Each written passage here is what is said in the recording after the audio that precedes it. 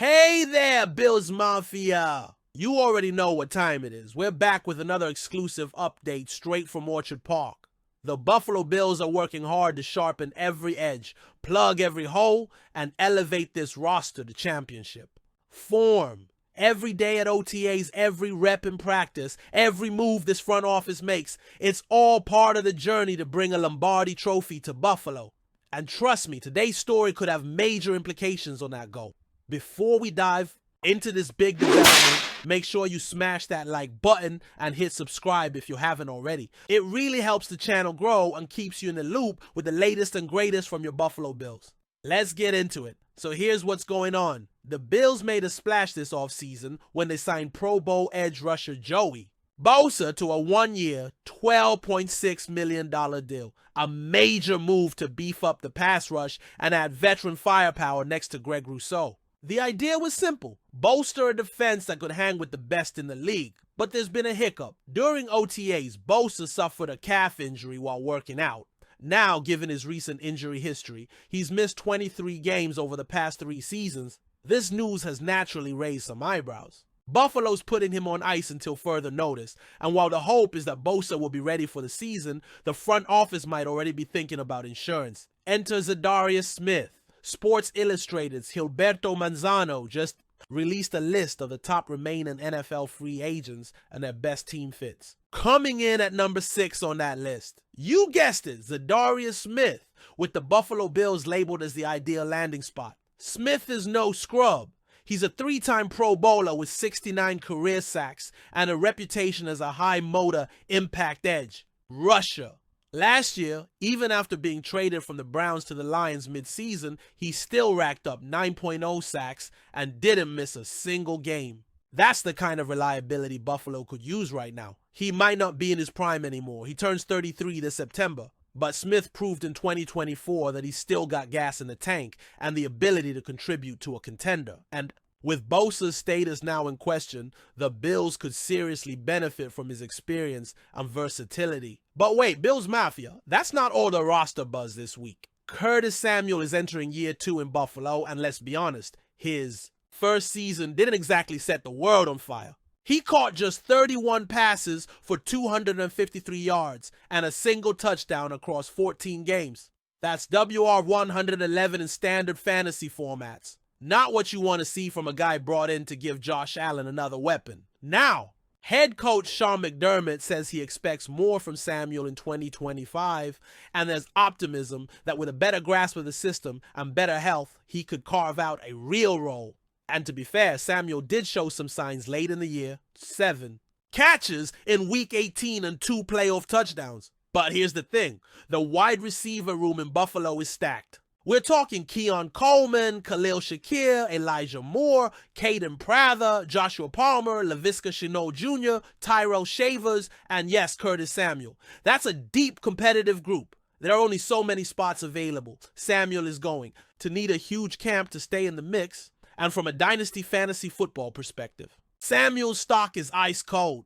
He's ranked outside the top 100 WRs on Keep Trade Cut, and the only way he sees meaningful fantasy production in Buffalo is if there's a serious run of injuries ahead of him. Let's not sugarcoat it. Samuel is in a fight for his future, and this summer is going to be critical. Now, some fans think Samuel is a roster lock because of his contract, but the numbers don't support that. According to SpotRack, releasing Samuel would save Buffalo nearly $500,000 this year. And over $6 million next year. That's not nothing, especially if younger, cheaper players outperform him. And remember, this team isn't just filling out a depth chart. This is a win now, Super Bowl or bust organization. Sentiment doesn't keep you employed here. Performance does. The front office is going to keep the best 53 players, period. Sports Illustrated just dropped their 2025 NFL backup quarterback rankings. And let's just say, it didn't sit well with Bills fans. Gilberto Manzano, a national NFL writer for SI, listed all 32 backup quarterbacks in the league, and our very own Mitch Trubisky came in at number 29. Yep, 29. That means Sports Illustrated believes only 3 backups are worse than Mitch. Davis Mills, Texans, Tyson Bagent, Bears, and Kyle Trask, Buccaneers. Let me say this again. They've got Mitch ranked below quarterbacks like Zach Wilson in Miami and Joshua Dobbs in New England. Even the Jets' Tyrod Taylor ranked higher. Come on now. Are we really buying this? According to Manzano, the argument is based on Trubisky's recent performance. He says, Trubisky drastically improved during his first stint with the Bills. However, that wasn't the case after 2 shaky seasons with the Pittsburgh Steelers, starting 7 games from 2022 to 23 UFA. Mitch's time in Pittsburgh wasn't pretty. He went 2-5 as a starter and never found a rhythm. But here's the kicker. Buffalo brought him back for a reason. Brandon Beane and Sean McDermott clearly believe in him. The locker room likes him. He knows the system. And let's not forget he's a former number 2 overall pick who led Chicago to the playoffs and even made a Pro Bowl. He's no scrub. Let's talk stats. Mitch Trubisky has started 57 games in his NFL career. His record, 31 wins, 26 losses. That's a winning record, folks. He's thrown 74 touchdowns to 48 interceptions, passed for over 12,700 yards, and completed over 64% of his throws. Oh, and he's added 13 rushing touchdowns. Last year in limited action, Mitch went 19 of 26 for 179 yards, 2 touchdowns, and 0 interceptions. He didn't blow the doors off the place, but he played clean football, which is all you can ask from a backup QB. And here's something important. He hasn't needed to start a game since rejoining the Bills. Why? Because Josh Allen is a tank. But if disaster strikes, you want a guy who can step in and manage the moment. Trubisky has already shown he can do that. Now let's look at some of the guys SI ranked ahead of Trubisky. Kirk Cousins at number 1. Makes sense. He's a former starter with big numbers. Jimmy Garoppolo at number 2. Also fair. He's been to a Super Bowl. Daniel Jones at number 3.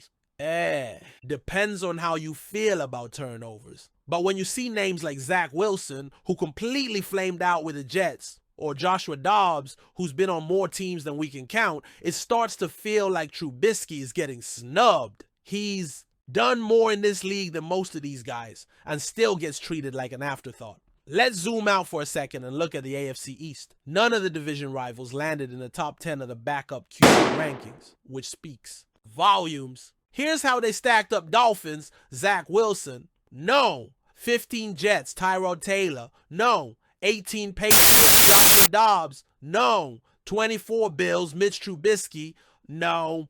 29 SoSci basically thinks we've got the worst backup situation in the division. That's bold, but remember, Buffalo doesn't plan on needing a backup. The plan is for Josh Allen to stay healthy and carry the squad. Still, in the NFL, things happen. You want to have a guy who's been in those pressure moments before. And Trubisky has been there. Playoff games, prime time, and plenty of late game drives. So, Bills Mafia, let's bring it all together. Joey Bosa's injury is a setback, no doubt.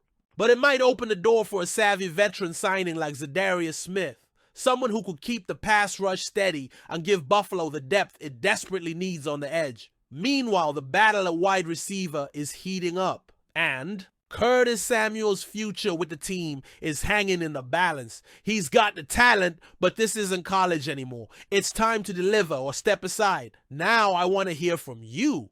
What do you think about potentially bringing in Zadarius Smith? Would he be a smart insurance policy or just a luxury we don't need? And how are you feeling about Curtis Samuel's place in this WR room? Should the Bills move on if the younger guys outshine him? Drop your thoughts in the comments below. I'll be reading them all. Don't forget to like this video, subscribe to the channel for more exclusive Bills content, and tap that notification bell so you never miss a beat. Until next time, stay locked in, stay passionate, and as always, go Bills!